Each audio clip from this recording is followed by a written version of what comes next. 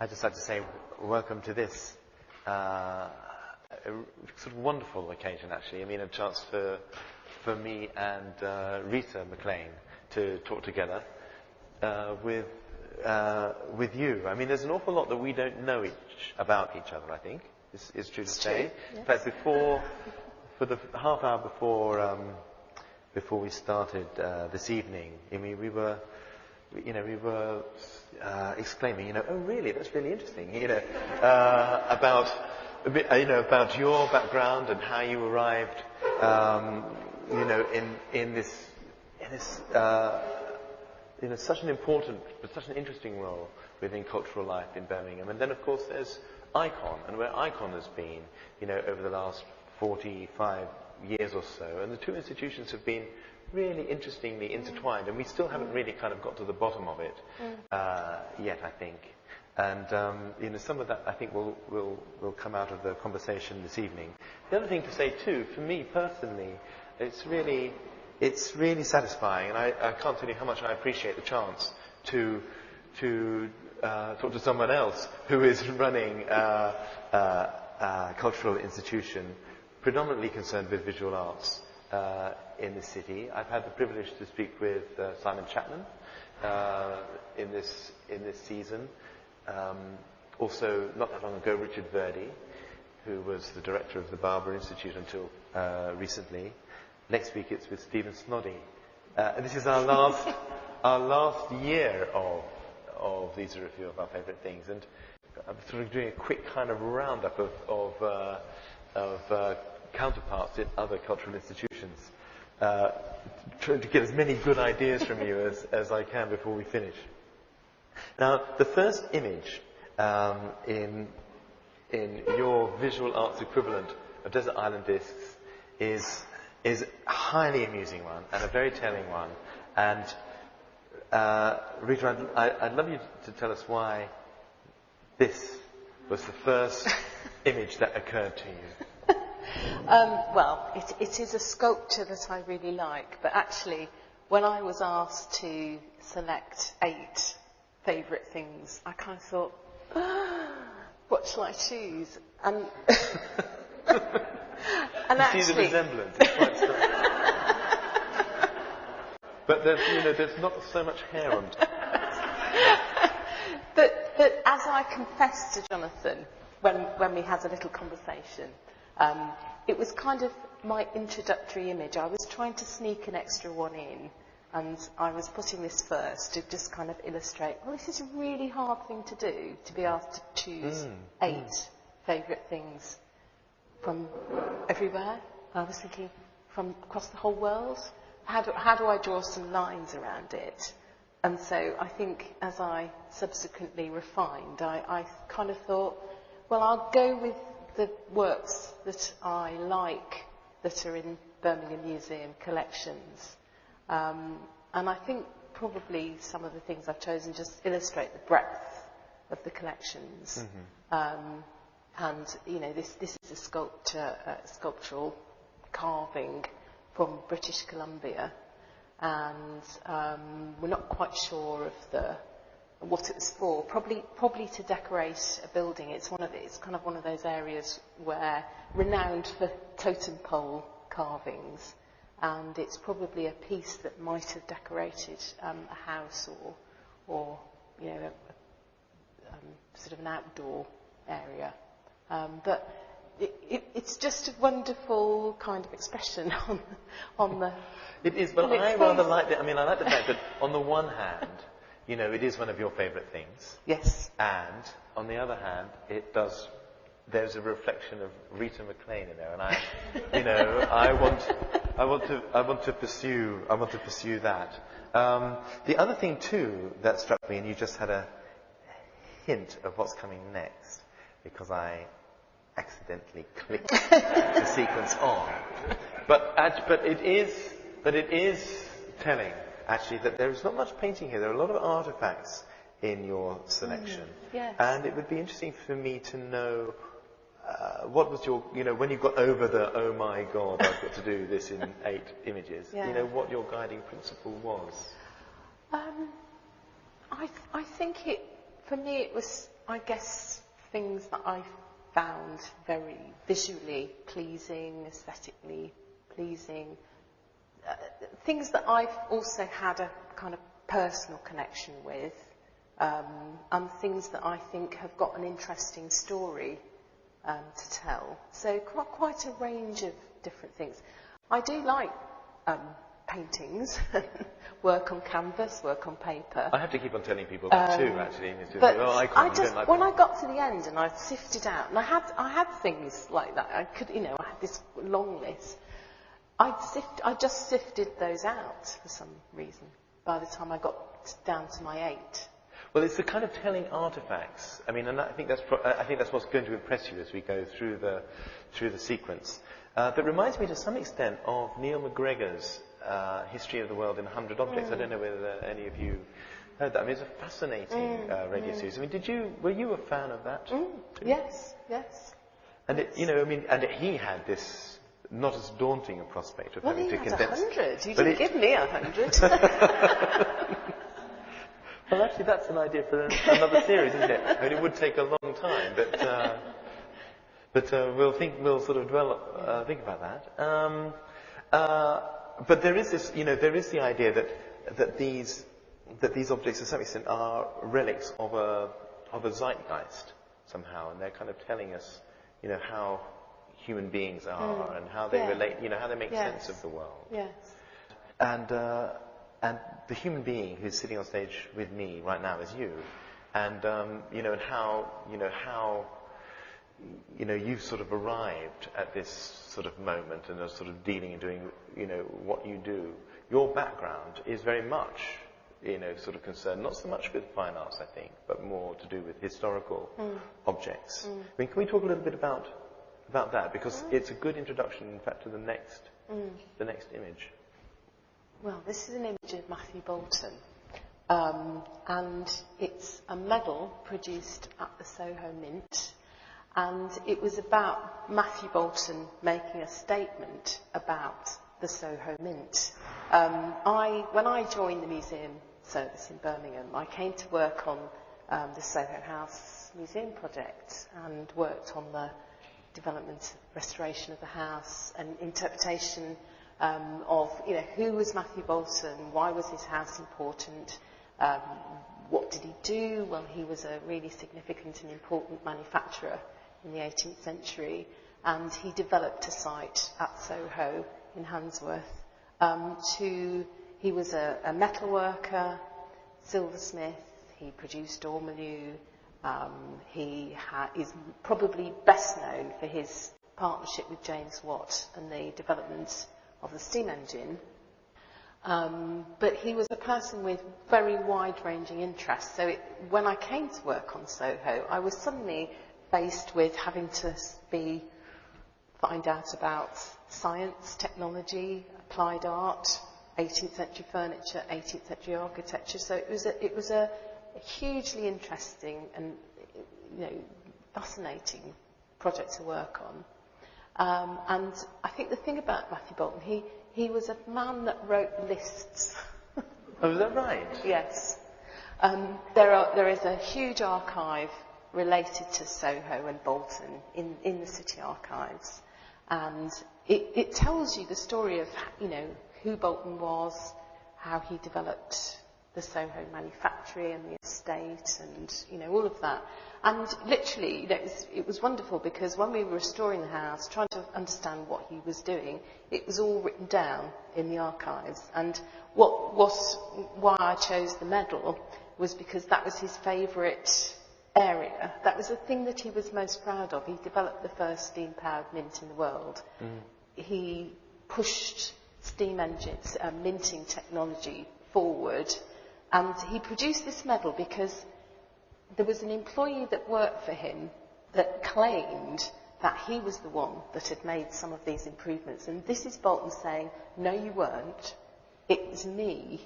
And what's on the reverse of the medal, which is the numbers and the lettering, is his statement about, in abbreviated French, because the employee was a Frenchman. He was saying, I established a Soho Mint in year ...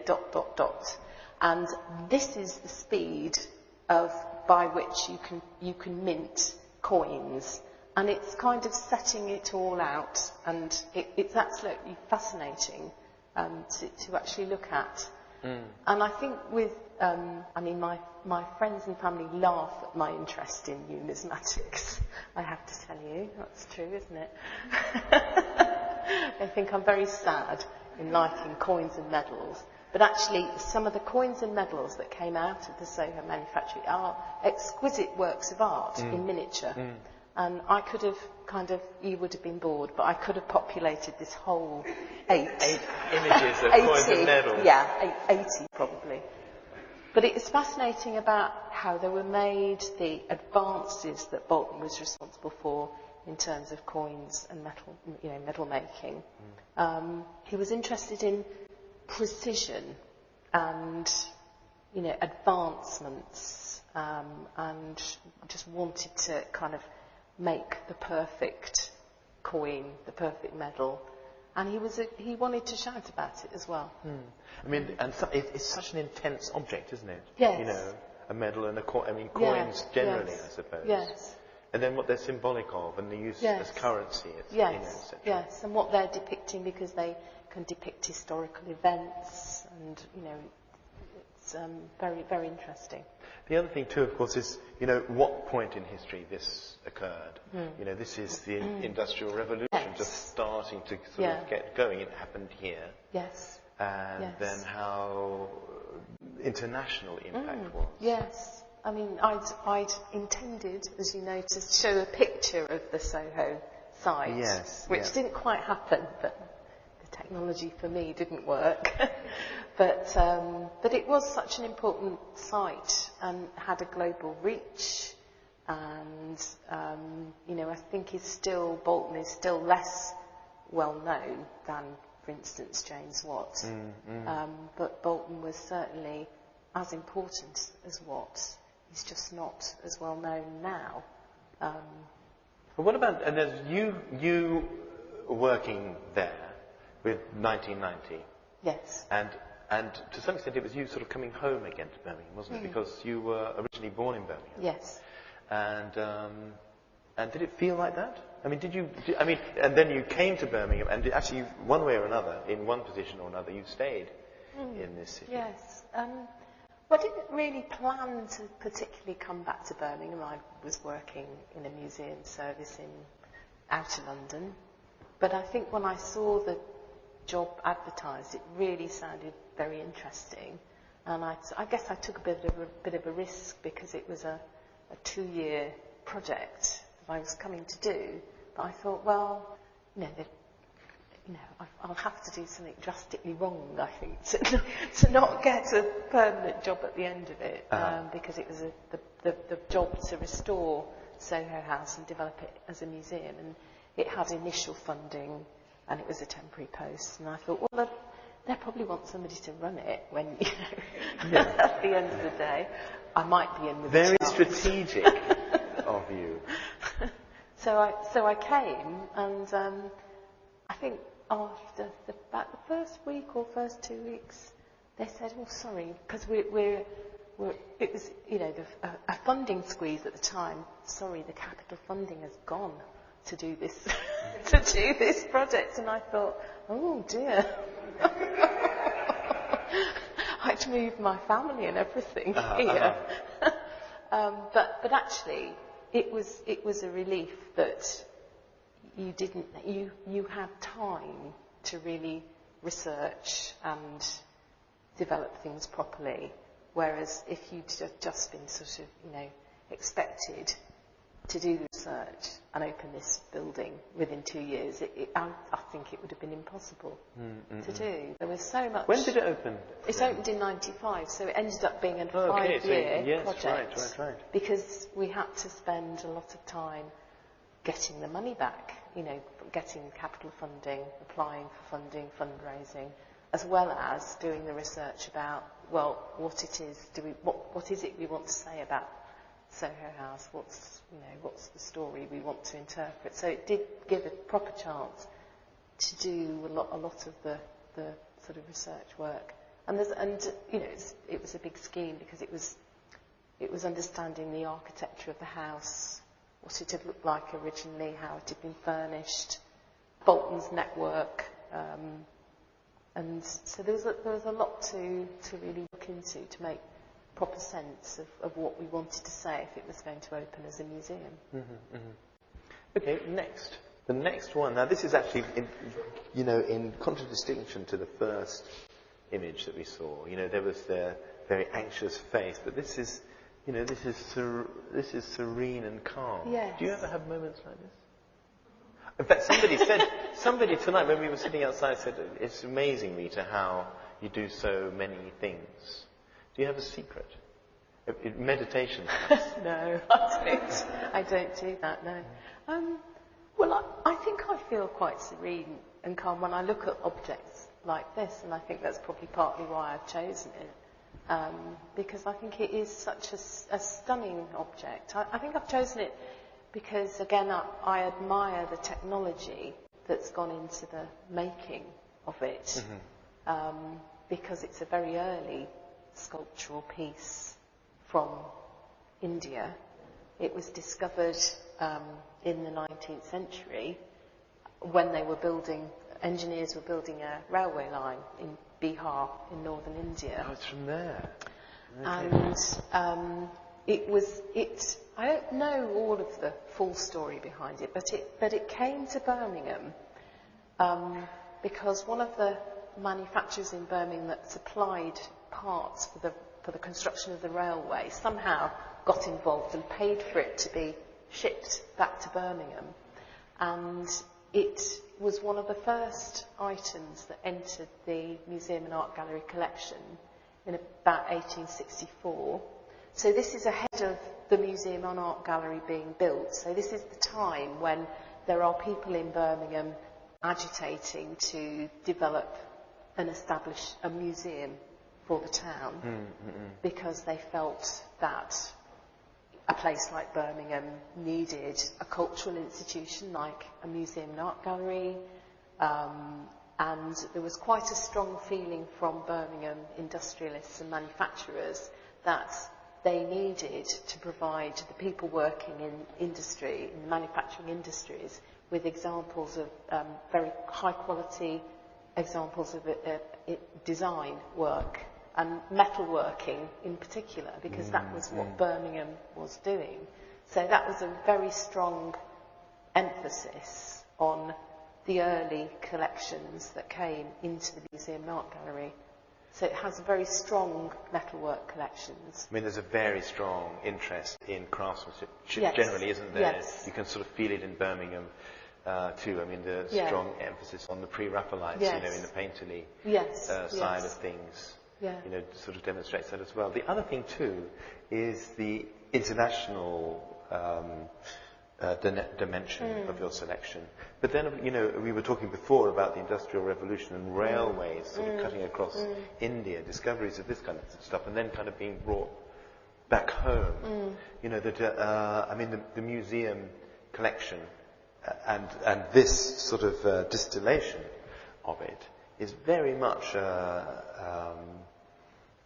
sort of demonstration of, well, if you like, a kind of cultural imperialism. Well, it's not a cultural imperialism. It's a sort of, well, it's not even exactly the empire striking back. But it's a kind of gathering together from various cultures that have been it's kind annexed of known in some as the way. workshop of the world, and I think it was in a sense what some of these people were doing. They were trying to draw in objects from across the globe, as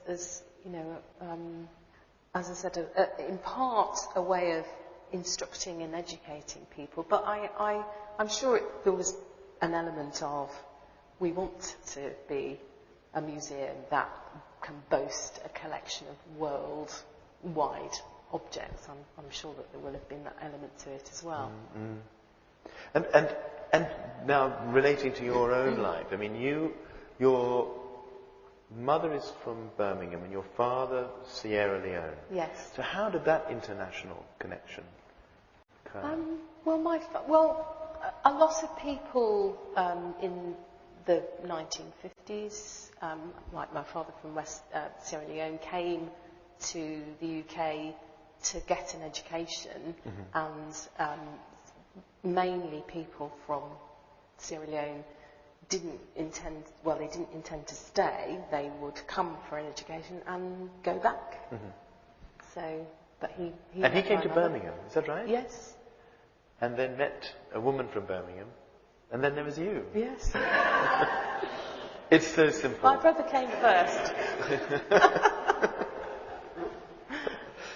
No, but it is interesting. I mean, that, to some extent, you could argue that in your family history, there's a sort of echo of the kind of story that you're telling here.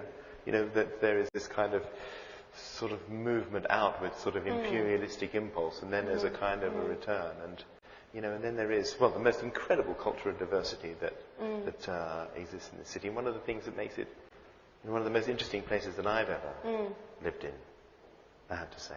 Yes. Speaking of which, here we are in another part of the world. We're not in Bihar anymore. We're not, no. And it's a little miniature portrait, whereas the Buddha is about 7 feet tall for people that haven't seen it in situ. This is a tiny piece about this big, which is actually on display in the Museum and Art Gallery at the moment, because it's either the first or one of the first items that the Friends of the Museum and Art Gallery purchased for the collection in 1935. And so this year is it's the Friends' 80th birthday. And so that we've got a display of objects which kind of shows some of the things that the Friends have been purchasing over time. And I sort of came across this object several years back when we had a project which was trying to unearth some of the items in the collection that told other histories, black histories, Asian histories, other stories. And it was really looking at Birmingham's collections to see what we had that kind of represented that. And we came across this miniature of Mumtaz Mahal, who was the wife of Shah Jahan.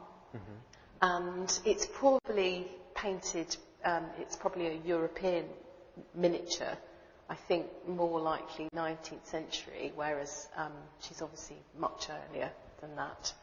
And she, as I said, she was the wife of Shah Jahan. From what I know, it was reputed to be a very loving marriage. She was his third wife and apparently his favourite wife. Sadly, she died in childbirth, having had her 14th child. Really? And, it was very tragic, and apparently Shah Jahan was inconsolable, went into mourning for a year, and then spent time planning a memorial to her. And of course the memorial is the Taj Mahal, which took 22 years to construct. And for me, it's just, I love it just as an image. It's a beautiful image. Do you know the circumstances around its manufacturing? I mean, if it was made here, did it go to India, or was it, where the problem I'm not was? really sure. All I know is, from having sort of looked at it a little bit, is that she is somebody that's depicted quite frequently on miniatures, and so, there are quite a number of them around. It's not a unique item. But I'm not really sure about, were they painted here to be exported and sold in India, or was it the other way round? I'm not really sure about that. It's fascinating, isn't it, how things get mixed up in the 19th century, actually, and how, and you see things that are being made here, painted in a kind of faux, sort of oriental style, with an idea that there's a market over there, and then you see it over there and you think it's from there, but that's also almost kind of postmodern in its complexity. Now, well, actually, here we are again on the there's actually quite a lot from the subcontinent now that I realised when I got to my shortlist. And again, I think this is a wonderful piece. It's called the Lahore Shield, and it's a sort of stunning metalwork.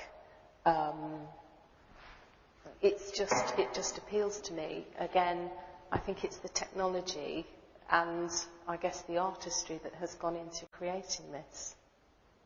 Is this hundreds of years old? It's 1830. Okay.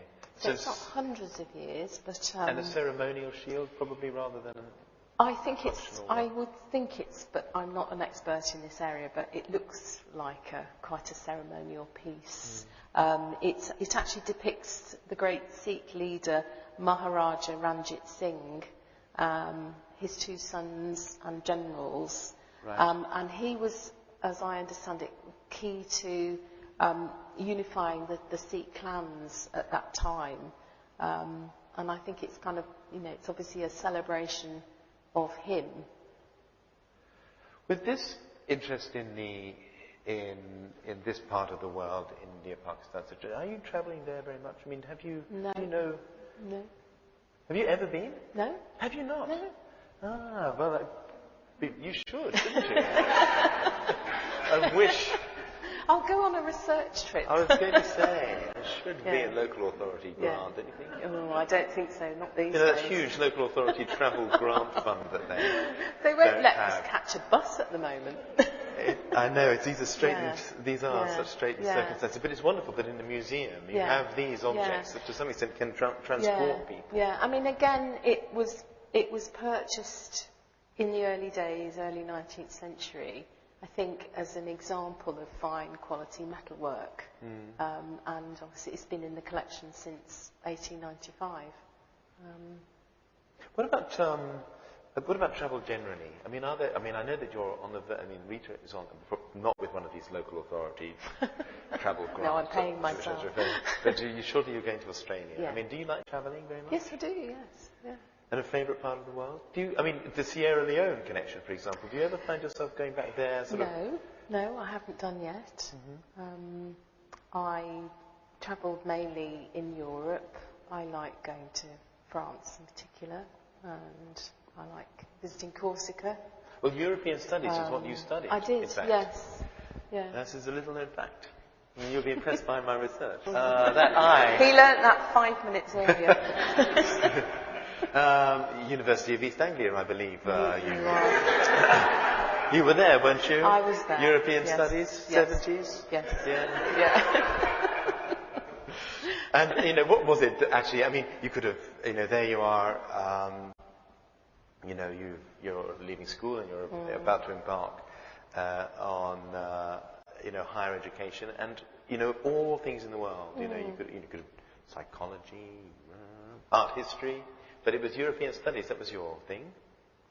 I think it was one of the newer universities, and it was less traditional in how it required or allowed you to study. And European studies, my major subject was history, but it gave you an introduction to sort of other subject areas, so you get a chance to do a bit of philosophy, a bit of literature, language, as well as a core subject, which for me was history. So I think perhaps that's been a pattern for me, that I haven't wanted to be channeled too rigidly in one direction. I've actually found it quite interesting to have an opportunity to look more broadly. Yeah, I mean, there is the history of the world in all this stuff, as you were saying. The other thing, too, of course, is that I understand from my research that you were there around the time that the Sainsbury's Centre. That's true, yes. And, that's very exciting. That was very interesting to see the Sainsbury's Centre being built and that Sainsbury collection, which was a lot of world cultures. Very eclectic, wasn't it? With material. With an idea of fine art, applied art, and really not kind of, in some sort of snobbish way, kind of making a hierarchy. Yeah, and it was a very non-traditional kind of art gallery gallery for its time as well. So it was very interesting to just be there at the very beginning of that just appearing. And then you moved to, well, you were in London and around London, working in various museums, sort of local history museums, for example. I mean, how was it? I mean, it's quite interesting because you were oscillating between London and Birmingham, and your life has to some extent gone one way and the other. I mean, how was it working in London and at that time? And were you thinking, it'd be nice to sort of get out of this big city, or when you were here, were you thinking, oh, if only I was back in London? I mean, did you feel that kind of pull between, the large metropolis and the regional centre, or? No, I didn't really give it a thought. I actually I kind of followed a sort of jobs where they came up. I hadn't sort of planned to particularly go and work in London. After I graduated, I came and I got some museum experience actually volunteering at the Museum and Art Gallery. This is such an interesting fact. I know. It's a bit like the guy at Tesco's who was a shelf stacker, and then he turned out to be the chief executive. And of course, when I was there, I just didn't ever imagine that I would end up coming back, and let alone being the head of the museum service. But for lots of people that work in museums, the only way that you can get in is to do a bit of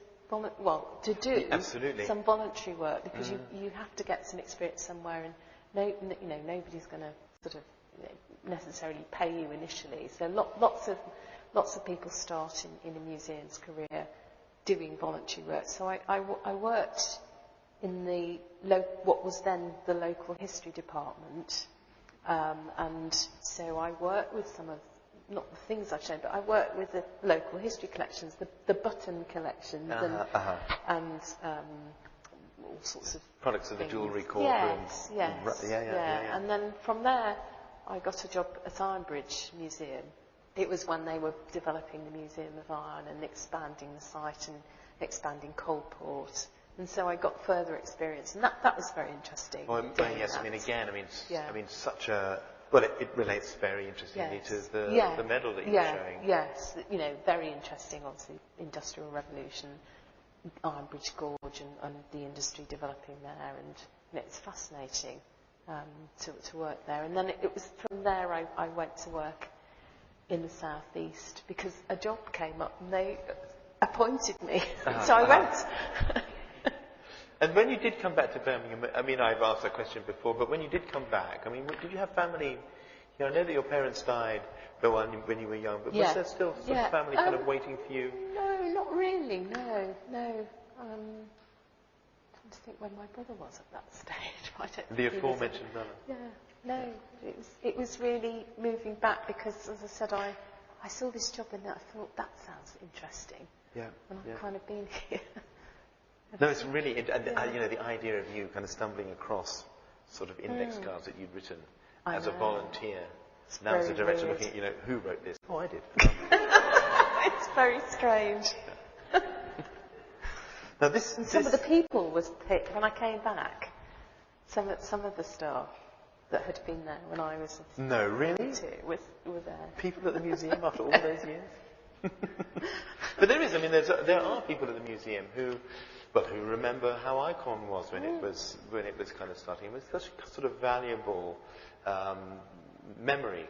Corporate memory is not quite the right word, but I mean the institutional memory, I suppose, and how it's sort of invaluable for us as we try to kind of work out how we got here. Yes.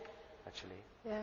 Which leads me to the next piece, which is in fact a work that had been acquired from an exhibition at Ikon in 1992. And this is very interesting for me, because I was working in London in the 90s, and I'd started to become aware of Ikon's program then. In fact, I was touring exhibitions at Ikon from a venue in East London, and I remember, I never saw this exhibition, but I remember the catalogue being designed. In fact, I was in the office of in the studio of the designer who was working on this, and so interesting to see it in your selection. What is it that appeals to you about? I came across, I hadn't realised that I didn't see the exhibition at Ikon, and I kind of didn't realised for some time that we had this work in our collection at all. And I'm trying to remember the order in which I encountered it, because I sort of came across it quite dramatically at one period, in that a few years back we had a flood in our museum store. It's kind of the worst nightmare that you can imagine. It was very fortunate that it happened at a time when we were all, staff were at work, and somebody happened to go into one of our picture stores and realised there was water gushing through. It had been a sort of big old, water pipe at the top of the building had burst, and water was cascading through one of our picture stores, and people just ran and just started grabbing pictures off the racks to save as much from damage. It was just absolutely incredible. And one of the things that I sort of helped pick up was this. And it sort of, that was one time when I kind of really looked at it properly. I'm not sure that it's been displayed that many times, and I certainly don't remember seeing it on the wall. But I kind of was part of picking it off the rack and taking it to safety. So, I got a good look at it then. And then I mentioned that we've instigated projects to try and unearth the work in the collection that kind of represents black history, other histories. And obviously this is a critical work in that regard. And it's obviously the artist's narrative on the slave trade and the church. Yes, and he draws in images, his feet, the chains. He draws in sort of imagery from a very famous engraving by Clarkson of a slave ship, and it's a very, very, very powerful piece of art, I think. And I think Keith Piper, a very interesting artist. And I don't know, it's a very arresting work. And it's for people that haven't seen it, it's a large scale piece. It relates very interestingly, going all the way back. Well, actually, if I think about the medal that is there, somehow, epitomising, ideas of the Industrial Revolution, that's kind of expansion. The Indian Buddha that's then sort of brought back here. The post-colonialist critique of this work is very strong and relates very interestingly to the other earlier works that you've shown. And it is especially gratifying as director of Ikon to see this work, amongst the selection. And it is something too that has been there, and this is something that we would like to explore more. I think is just how Ikon and the museum and art gallery have intertwined in their histories. The previous exhibition here on this floor was John Salt, and there was wonderful work for the museum and art gallery that you lent us, very generously, when we had when we really needed it, and and how sort of wonderful it looked. And that was a work donated by John Salt, donated by Ikon to the museum on the occasion of its 10th anniversary. And John Salt was the first artist ever to exhibit at Ikon. Yeah. And there are other works. For example, there are works by Jess Bruton, who was one of the founders of Ikon, that are in the museum and art gallery that we borrowed for our 1960s survey.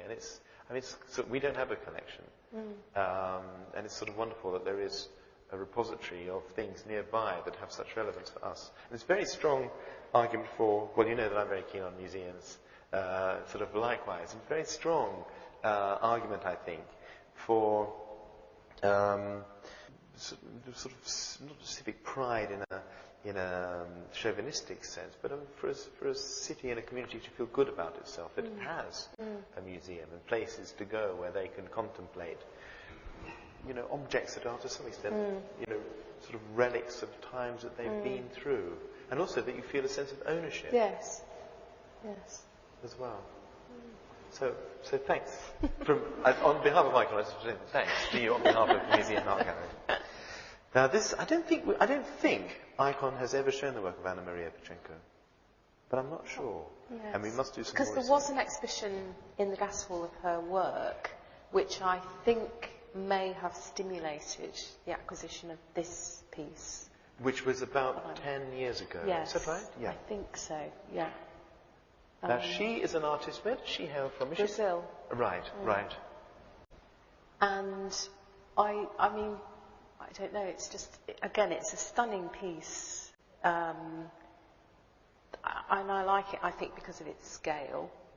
Life-size, some larger-than-life-size figures. Very impressively carved. And I believe that her work is inspired to some degree by troubled periods in Brazil's history. She was an eyewitness to a military junta taking power in the 1980s, and I think it's kind of the relationship between individuals and groups and the psychology of those kind of relationships, and I think fear and those kind of emotions. But I think I like it as well. But, it is visually, it's very, very impressive as a work in a gallery. But I think what I like is the public reaction to it, and people. It's the sort of thing that people work their way around and stand in different positions to look at it. And I also think young children find it fascinating, the figures, the characters, the faces. And, I've seen small children kind of standing in amidst the figures because I think they can't resist. Not to be encouraged. But, yeah. It's nice as well that we can see actually through the figures here the Keith Piper work. Actually, yes. Yes. There's a very smart link between that work and other work. No, and the fact that you have these figures, I mean, they are more or less kind of life size, aren't they? I think. Yes, probably slightly larger, aren't they? The tallest figure is. And very, very haunting in there. And they're sort of together in a group, but they're rather kind of alone at the same time. Yes. And the symbolism. I mean, there is something obviously very meaningful, but it's not quite clear. So there's a kind of sort of space there that one can fill imaginatively. Have you met the artist? Did you meet her when she Very briefly. What was she like? I'm trying to think when she came. I think she came she's very nice, very friendly. I think we might have acquired it in relation to the Friends. Again, I think they. So I'm looking at some friends, of the friends. I can tell there are friends. friends. We're amongst friends. And I think that because we managed to acquire it with the help of the Friends of the museum, I think we invited her to, may have been Friends' 75th anniversary or 70, I can't remember. It's some occasion like that. So, yeah. Actually, it would be interesting, actually, just before we move on to the next work, which is very interesting in relation to the whole business of acquisitions and popularity and well, if you like, sort of magnetic attraction. But what the role of the Friends in the museum? I mean, how they formed in 1935, in the 1930s? Yes. And how many friends? How many friends do you have? Sounds like a Facebook question. How many friends have you got? Well, I don't have any friends. About 1,000. Over about 1,500. Yeah. I mean, it's a wonderful. It's a really important testament, isn't it? I think. It's 1931, isn't it? That's 1931. Okay, so this is the 80th year. 80th year. Yeah. Right. And the Friends are sort of helpful when it comes to acquisition of work. Yes. And sort of active. I suspect that you do an awful lot of things for nothing. I think you're quite sort of wonderfully voluntary. Volunteering in different areas of the museum and supporting acquisition, supporting some of our capital developments, being advocates. I'd like to have some friends. Some of your friends? No, not your friends, but I'd like friends like your friends. Ikon would. And I think, that's something for us too. I mean, that's the other thing about museums and talking to other, amongst ourselves. We get sort of rather kind of good ideas from each other too. And it's interesting to see the purchases that the friends have made over time. Very, very diverse works. Well, it's wonderful too that it's highlighted and celebrated. Yeah. Well, that leads us probably to probably the most sort of famous purchase that has been made or acquisition by the museum and art gallery in recent years. I mean, this is a most extraordinary story, and how exciting to be there, when it happened. Yes, hugely exciting. Can you tell us a little bit about the story and what because you knew about you knew about a lot of this stuff but couldn't tell. I mean, there was an awful lot of secrecy there was, around it. To start with. Yes, I got an email from the fines liaison officer, who is somebody that works with the metal detectoring community, and he sent me an email, and to my shame I didn't open it straight away, telling me about this find. And it was only when somebody said, "You read Duncan's email?" I thought, no, you better read it.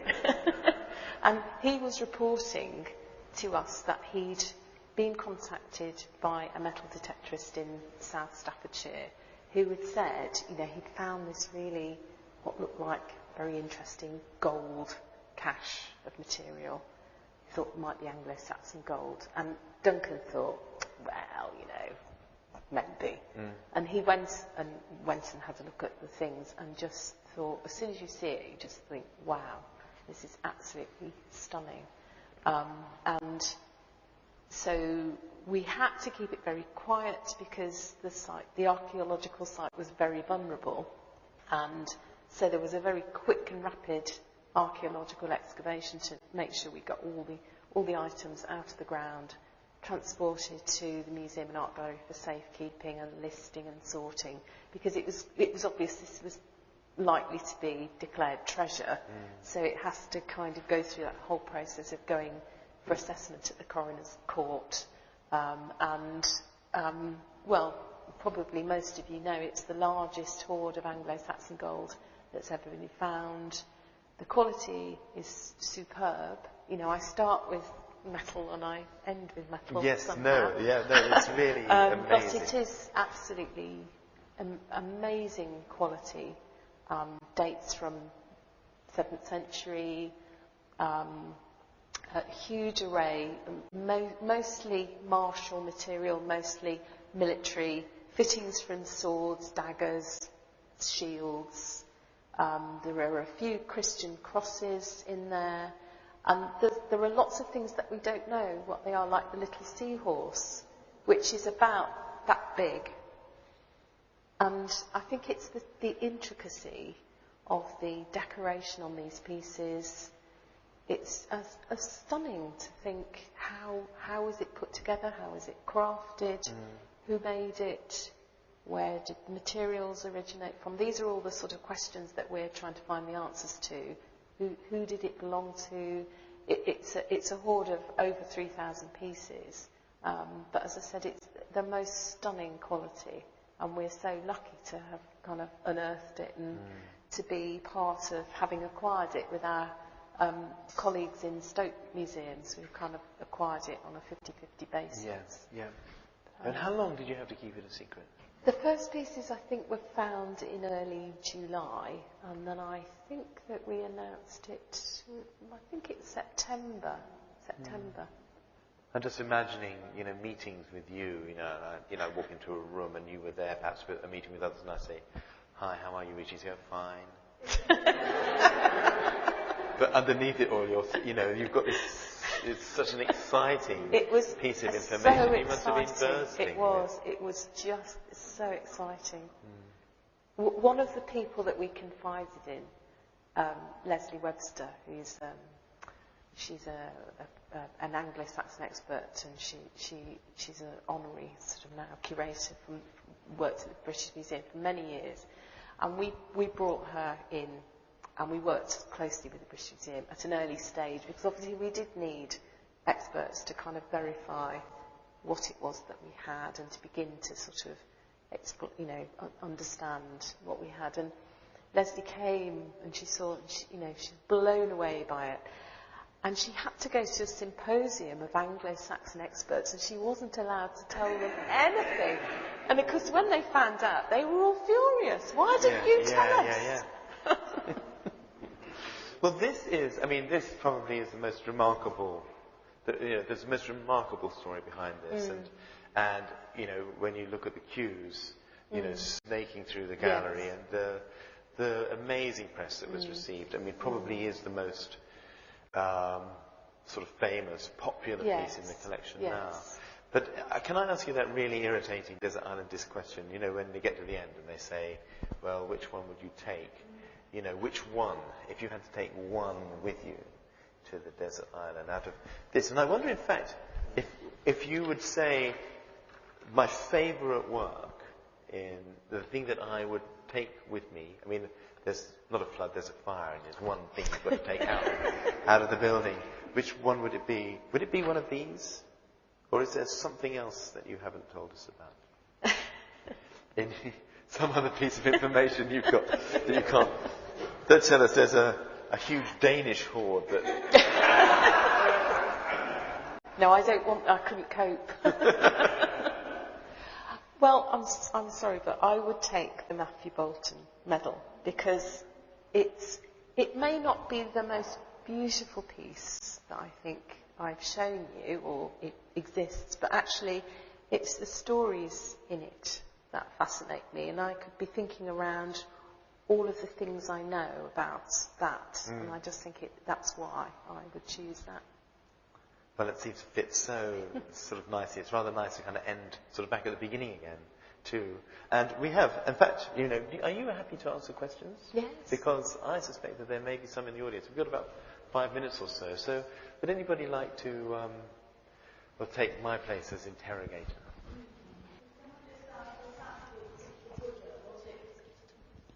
Was the Buddha actually buried? Is that why they found it? Yes. So it had been discarded or something? I really don't know why it was in the ground. Just that when the railway engineers were excavating to lay the railway line, they found it. They sort of saw a leg sticking out, a foot, I think, and obviously dug the whole thing up. And I said, I haven't got the whole story of why was it shipped.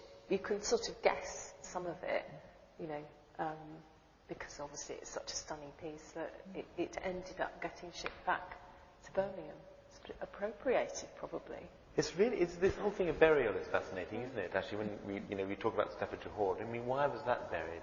Yes. We'll never know, but I mean, it's so interesting to imagine. Yes, it seems such a holy object. It seems strange to be discarded. Yes, exactly. But the same with some of the things in the Staffordshire Hoard. There are crosses that are crumpled in it deliberately, and whether it's somebody not of that religion or faith discarding something, I don't know. It could be, or as part of wanting to conquer your enemies. Because one of the Christian crosses has got quite it may have been something that led people into battle, and it's about I can't remember the quote, but it's about vanquishing your enemy, basically. So thank you. Yes. Can I ask about your childhood in terms of museums? Were you one of those people that would spend your summer holidays traipsing around museums?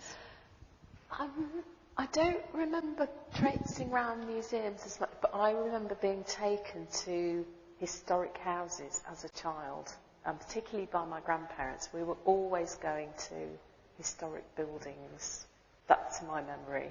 And my grandfather was very interested in history, and I think that's probably where I've got some of it from.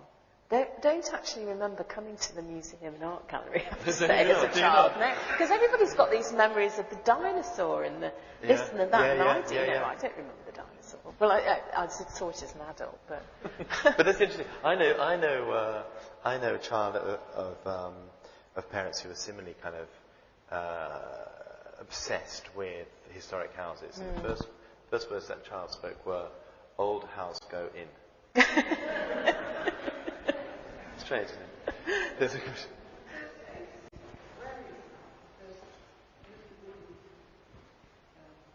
It isn't on display at the moment. It's about, I think it's about 2 feet high. So it's not as big as a big totem pole. It's a great was piece, it? isn't I it? know. Really lively. Oh, I have They're to so ask. vivid. I have to ask. Was it like a little separate thing, or was it part of a bigger carving? We're not sure if it was originally part of the bigger carving. We've just got the sort of kneeling figure. So I'm not sure whether it originated as a bigger thing or not. Just someone behind and then yes. It's a microphone issue. Yeah, it was interesting what you had to say about Matthew Bolton. Do you happen to know if the mint was used to make currency? Oh yes, it was used I should have nationally. said Yes. that. It produced cartwheel coins. He produced money for the national coinage in the 19th century because there was a real problem at that time with the Royal Mint was in a bit of a shambles and there wasn't enough coinage to go round. So part of what he was doing as a manufacturer, he needed coins and money to pay his workforce. And partly it was the sort of fascination with the technology side. But he produced money for the national coinage and for countries overseas. In our collection we've got coins from, they produced for Brazil, Mexico, Europe, Australia. It was a worldwide business.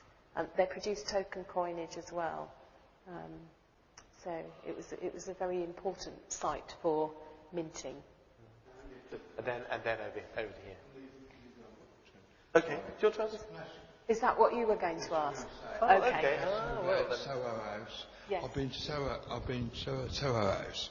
I get quite interested in all about technology and all that. Yes. I've got Matthew Bolton books at home, including the Lunar Society, one I bought downstairs of the week. Right. And all that. And I've been to Think Tank today, and they've got like a replica of the lunar room, Yes. actually in the past floor of the Think Tank in Birmingham Point.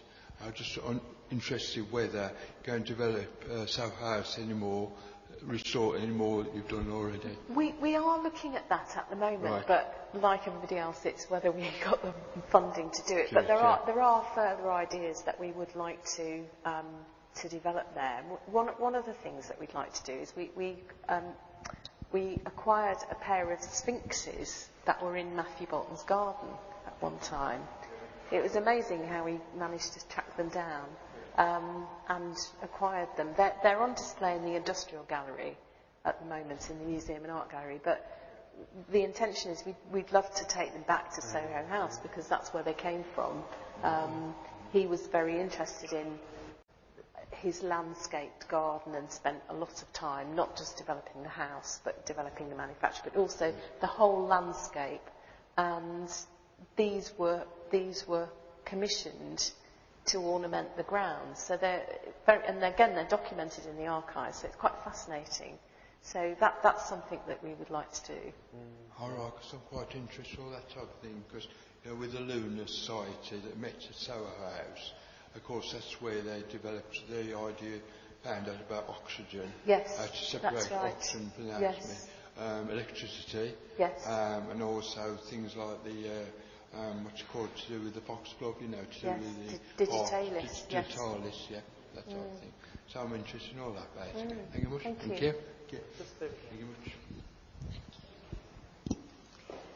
Just a bit cheeky, this one. I'm wondering how all this affects you, so that you work amongst beautiful, amazing things all the time, and you're looking after them, there are even more in store covers that you can't display. So in your personal life, do you find you're wanting to collect beautiful objects, or does it set you free? You don't have to bother with any of that. I do like to collect beautiful things. I mean, I can't afford to collect a lot of the things, but I do like nice things on my wall. And I like to go and see other things in other museums and galleries. And it is a privilege, really, to work with such important objects.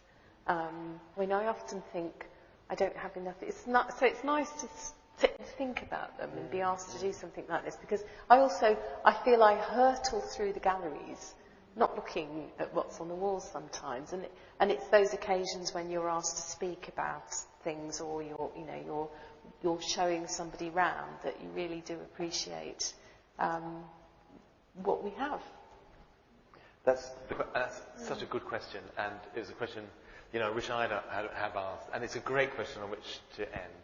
To say, next week, I sound like David Dimbleby, we're in Walsall, no, we're here, but it's Stephen Snoddy, and it'll be his favourite things.